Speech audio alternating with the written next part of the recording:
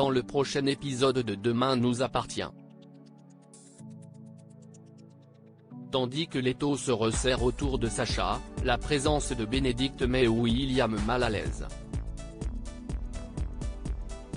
Souleymane rompt quant à lui avec Judith. Attention, les paragraphes qui suivent contiennent des spoilers sur l'épisode de Demain nous appartient diffusé mercredi soir sur TF1. Si vous ne voulez rien savoir, ne lisez pas ce qui suit. Mercredi 30 juin dans Demain nous appartient. L'étau se resserre autour Sacha le lendemain de son altercation avec Olivier. Sacha va au commissariat pour porter plainte mais le capitaine Saïd n'exprime aucune sympathie pour lui. Certain qu'il a tué Clémentine, Karim jure même de ne pas le lâcher. À quelques mètres de là, Martin fait la morale à Olivier pour avoir pris des risques inconsidérés en voulant faire parler Sacha. Après lui avoir demandé de laisser la police faire son travail, le commandant Constant garantit que Sacha finira derrière les barreaux, précisant avoir pas mal d'éléments à son encontre. De son côté, Karim a réussi à obtenir un rendez-vous avec Cédric, le revendeur de bijoux. Il se rend alors sur place avec Sarah où ils se font passer pour un couple intéressé par l'achat de la montre de la défunte. Au moment de la transaction, les policiers l'arrêtent puis le conduisent au poste. Non loin de là, les proches de Clémentine sont au cimetière pour lui rendre un dernier hommage. Lorsque Sacha débarque avec son fils, Garance et Olivier lui ordonnent de quitter les lieux sur le champ. Tandis qu'il insiste, Olivier perd son sang-froid et le somme de partir avec virulence. Pour calmer la situation, Alex intervient et fait comprendre à Sacha que sa venue est considérée comme de la provocation. Il enjoint donc à laisser à Clémentine le droit d'avoir un enterrement digne. Au commissariat, les policiers ont eu la confirmation que la montre appartenait bien à Vinciane. Pendant son interrogatoire, Karim menace Cédric de le faire plonger à la place de Sacha s'il ne parle pas et lui accorde jusqu'au lendemain pour prendre sa décision. En fin de journée, Georges ne saisit pas pourquoi Cédric protège autant Sacha et promet de creuser la question. En attendant, le policier a retrouvé le modèle exact correspondant à l'empreinte de basket relevée près du corps de Clémentine. Un modèle fabriqué par une marque spécialisée dans le running qui n'est donc pas destiné au grand public.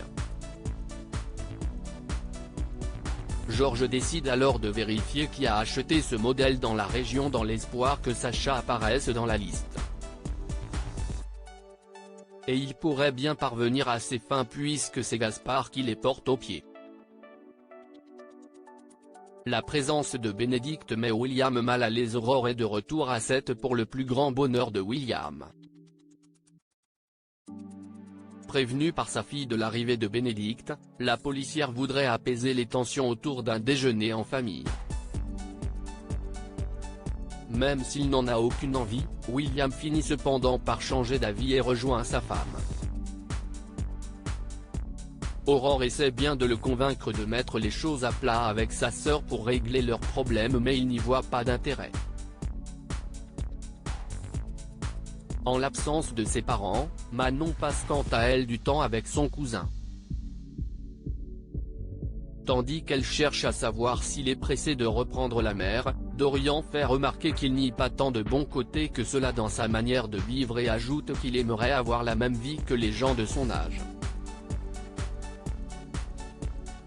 Pour leur part, William, Aurore, Bénédicte et Étienne se retrouvent à la paillote autour d'un cocktail. Quand Bénédicte informe son frère qu'elle a eu leurs parents au téléphone pour les prévenir qu'elle était à 7 pour 2 semaines, William rétorque qu'il ne veut pas en entendre parler car ils ne sont venus le voir qu'une seule fois en 2 ans. Étienne renchérit alors en lançant qu'il faut savoir se détacher de ses parents. D'ailleurs, ne les ayant pas vus depuis 8 ans, le mari de Bénédicte déclare qu'il ne s'en porte pas plus mal. Pour vivre au mieux la situation, Étienne encourage même son beau-frère à suivre une psychanalyse. Souleymane rompt avec Youdy Thomas, Jeanne prévient sa petite fille que Noah est passé la voir en son absence.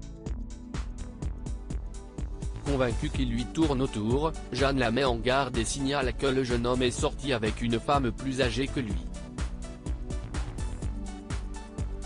Judith a beau lui faire croire qu'elle n'est pas intéressée, Jeanne est loin d'être dupe.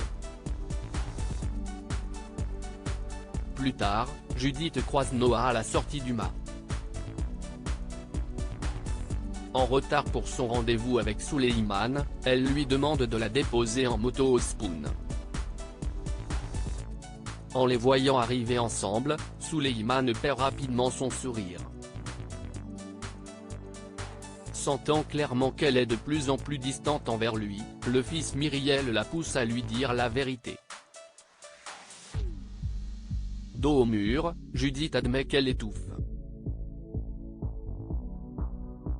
Comme elle ne sait plus où elle en est, elle se pose de nombreuses questions sur leur couple, son avenir mais également sur les choix qu'elle a à faire dans la vie. Souleymane, qui a lui aussi besoin de prendre l'air, met un terme à leur histoire avant de quitter le Spoon en laissant une Judith les larmes aux yeux.